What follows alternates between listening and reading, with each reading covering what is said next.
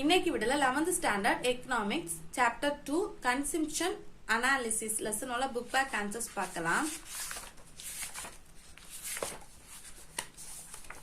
Take page number 52. Question number 21. Define utility. Page number 48 எடுத்துக்கோங்க. Page number 48ல utility headingல utility is the capacity a community to satisfy human wants. இந்த 3 lines mark பண்ணிக்கோங்க. இதுதான் question number 21 கான answer.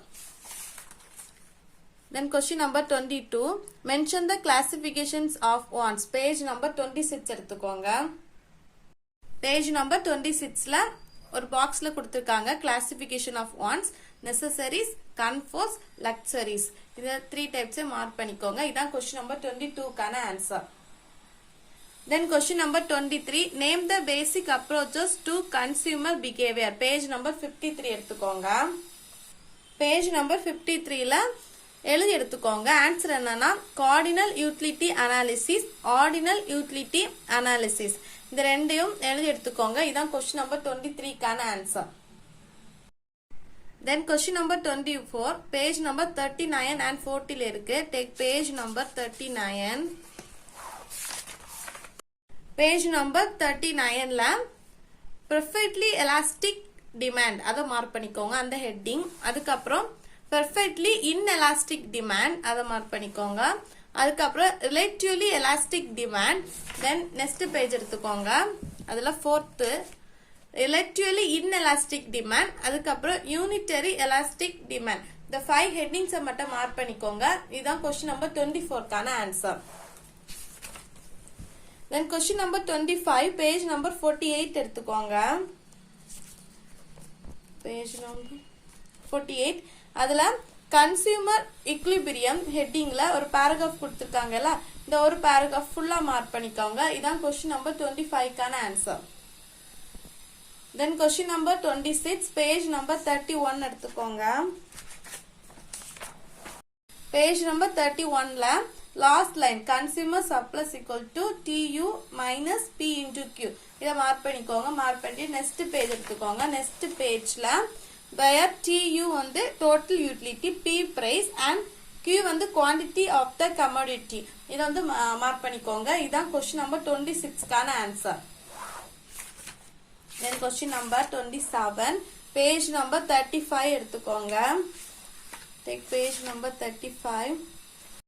Page number 35ல Griffin paradox ஹெட்டிங்ல ஒரு paragraph கொடுத்திருக்காங்கல, அதுல first லைன்ல இருந்து start பண்ணி இந்த லைன்ல வெர்ஸ் இது வரைக்கும் மார்க் பண்ணிக்கோங்க. இதான் question number 27 கான answer.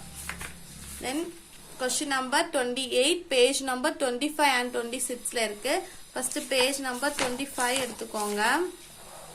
page number 25ல first characteristics of human wants. அதுல வந்து first point wants are unlimited. அந்த ஹெட்டிங் மார்க் பண்ணிக்கோங்க. then next pageல wants become habits அத மார்க் பண்ணிக்கோங்க. then wants are stackable அத மார்க் பண்ணிக்கோங்க. wants of alternative, wants of competitive, wants of complementary, then wants of requiring. இது வரைக்கும் இந்த heading மட்டும் மார்க் பண்ணிக்கோங்க. இதான் question number 28 கான answer. then question number 29, page number question number 29, page number 31ல இருக்கு. page number 31 எடுத்துக்கோங்க. அதுல consumer surplusல definition கொடுத்திருக்காங்க. அதுல ஆர்ட்ஃபோர்ட் மேக்ஸர் டிஃபைன்ஸ் அந்த லைன்ல இருந்து மார்க் பண்ணிக்கோங்க. அதுல இருந்து மார்க் பண்ணி இந்த paragraphல இது வரைக்கும் மார்க் பண்ணிக்கோங்க. இதான் question number 29 கான answer. then question number 30, page number 32 எடுத்துக்கோங்க. page number 32ல first இந்த டயக்ராம் மார்க் பண்ணிக்கோங்க. அதாவது இந்த கிராஃபை மார்க் பண்ணிக்கோங்க. மார்க் பண்ண அப்புறம் இதை வந்து மார்க் பண்ணிக்கோங்க. இன்னிய டயக்ராம் இரண்டு ஸ்டார்ட் பண்ணி இது வரைக்கும் மார்க் பண்ணிக்கோங்க. இதுதான் question number 30 கான answer. then question number 31, page number 31, page number 31ல டெஃபினிஷன் நம்ம question number 29 மார்க் பண்ணோம்ல, அதே கொஸ்டின் தான். ஃபர்ஸ்ட் லைன்ல இருந்து இதுல இருந்து ஸ்டார்ட் பண்ணி இது வரைக்கும் மார்க் பண்ணிக்கோங்க. இது question number 31 கான ஆன்சர். தென் கொஸ்டின் நம்பர் 29 இதுதான் ஆன்சர். தென் அதுக்கப்புறம் கொஸ்டின் நம்பர் 32 பேஜ் நம்பர் 36 எடுத்துக்கோங்க. பேஜ் நம்பர் 36 அதுல the extension and contraction of demand இருக்குல்ல, அதுல ஒரு paragraph கொடுத்திருக்காங்க. இந்த paragraph ஃபுல்லா மார்க் பண்ணிக்கோங்க. இதான் கொஸ்டின் நம்பர் 32 கான answer. Then question number 33 page number 45 46ல இருக்கு. ஃபர்ஸ்ட் பேஜ் நம்பர் 45 எடுத்துக்கோங்க.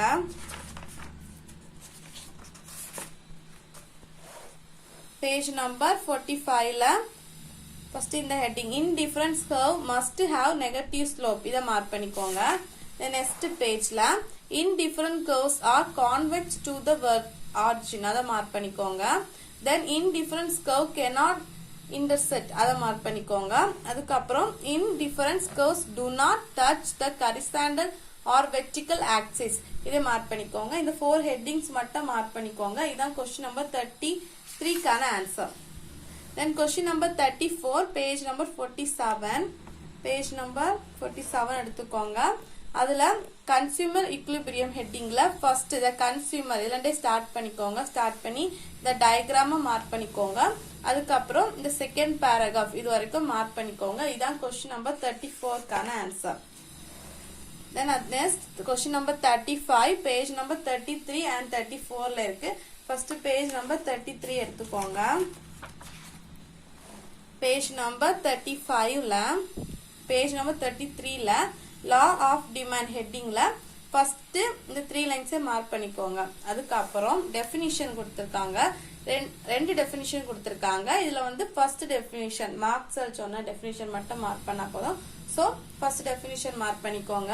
அதுக்கு அப்புறம் assumptions of law of demand அதுல ஃபர்ஸ்ட் பாயிண்ட்ல இருந்து 5th பாயிண்ட் வரைக்கும் மார்க் பண்ணிக்கோங்க.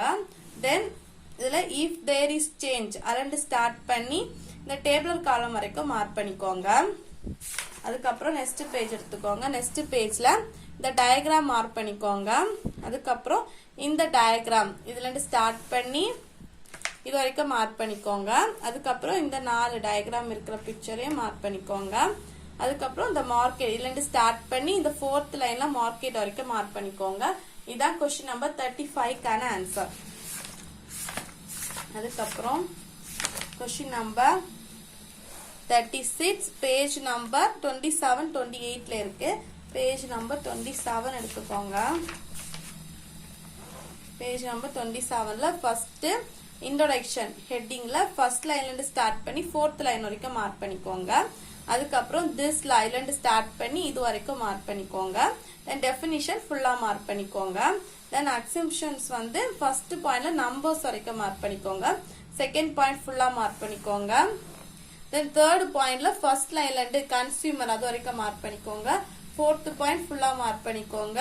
தென் 5th பாயிண்ட்ல ஃபர்ஸ்ட் லைன்ல இருந்து ஹோமோஜீனியஸ் இது வரைக்கும் மார்க் பண்ணிக்கோங்க. தென் 6th பாயிண்ட் ஃபுல்லா 7th பாயிண்ட் ஃபுல்லா மார்க் பண்ணிக்கோங்க. தென் எக்ஸ்பிளனேஷன்ல ஃபர்ஸ்ட் லைன்ல இருந்து ஸ்டார்ட் பண்ணி 4th லைன் வரைக்கும் மார்க் பண்ணா போதும். தென் இல்லஸ்ட்ரேஷன்ல ஃபர்ஸ்ட் லைன்ல இருந்தே ஸ்டார்ட் பண்ணிக்கோங்க. ஸ்டார்ட் பண்ணி நெக்ஸ்ட் பேஜ்ல மார்ஜினல் யூட்டிலிட்டி அது வரைக்கும் மார்க் பண்ணிக்கோங்க. இந்த பிக்சர் வேண்டாம், இந்த பிக்சரை மார்க் பண்ண வேண்டாம். அதுக்கப்புறம் இந்த டேபிளர் காலம் மார்க் பண்ணிக்கோங்க. இந்த கிராஃப் மார்க் பண்ணிக்கோங்க. இது வரைக்கும் தான் கொஸ்டின் நம்பர் 36 கான answer. then question number 37 page number 29 30 31ல இருக்கு. first page number 29 எடுத்துக்கோங்க. page number 29ல first the law of marginal utility headingல first lineல இருந்து third lineல வரைக்கும் மார்க் பண்ணிக்கோங்க. then the law of diminishing இதுல இருந்து ஸ்டார்ட் பண்ணி இது வரைக்கும் மார்க் பண்ணிக்கோங்க. then definition ஃபுல்லா மார்க் பண்ணிக்கோங்க. assumptionsம் full point 7 point இருக்கு. 7 point ஃபுல்லா மார்க் பண்ணிக்கோங்க. then explanationல செகண்ட் லைன்ல ஸ்டார்ட் பண்ணி limited income இது வரைக்கும் மார்க் பண்ணிக்கோங்க. then இது ரெண்டு ஃபார்முலா மார்க் பண்ணிக்கோங்க. then next பேஜ்ல இந்த டேபிளர் காலத்தை மார்க் பண்ணிக்கோங்க. இந்த full டேபிளர் காலத்தை மார்க் பண்ணிக்கோங்க. then இந்த டயகிராம மார்க் பண்ணிக்கோங்க. then அதுக்கு அப்புறம் next பேஜ் நம்பர் 31ல இந்த ஹெட்டிங்ல எக்ஸ் ஆக்சில் அதுல ஸ்டார்ட் பண்ணி அந்த பேராகிராஃப் முடிஞ்ச வரைக்கும் மார்க் பண்ணிக்கோங்க. இதான் கொஸ்டின் நம்பர் 37க்கான ஆன்சர். அதுக்கப்புறம் கொஸ்டின் நம்பர் 38 பேஜ் நம்பர் 41 42ல இருக்கு. ஃபர்ஸ்ட் பேஜ் நம்பர் 41 எடுத்துக்கோங்க. பேஜ் நம்பர் 41ல measurement of elasticity of demand ஹெட்டிங்ல 3 மெத்தட்ஸ் கொடுத்திருக்காங்க. அதுல ஃபர்ஸ்ட் மெத்தட்ல the percentage மெத்தட்ல இந்த ஃபார்முலா வரைக்கும் மார்க் பண்ணிக்கோங்க. Then second method total outline method, அதுல ஃபர்ஸ்ட் லைன்ல இருந்தே ஸ்டார்ட் பண்ணி ஃபுல்லா மார்க் பண்ணிக்கோங்க. இந்த டேபிளர் காலம் மார்க் பண்ணிக்கோங்க. அதுக்கப்புறம் கான்ஸ்டன்ட் இது வரைக்கும் மார்க் பண்ணிக்கோங்க. அதுக்கப்புறம் பாயிண்ட் தான் ஜியோமெட்ரிக்கல் எலாஸ்டிசிட்டில ஃபர்ஸ்ட் லைன்ல இருந்தே ஸ்டார்ட் பண்ணி இந்த கிராஃப் இந்த டயக்ராம் இதுவும் மார்க் பண்ணிக்கோங்க. மார்க் பண்ணி இது வரைக்கும் lower segment divide by upper segment இருக்குல்ல, இது வரைக்கும் மார்க் பண்ணிக்கோங்க. இதுதான் கொஸ்டின் நம்பர் 38க்கான ஆன்சர். இந்த லெசனோட கொஸ்டின் ஆன்சர் இவ்வளவு தான். இந்த வீடியோ உங்களுக்கு யூஸ்ஃபுல்லா இருக்கும்னு நினைக்கிறேன். தேங்க்ஸ் ஃபார் வாட்சிங்.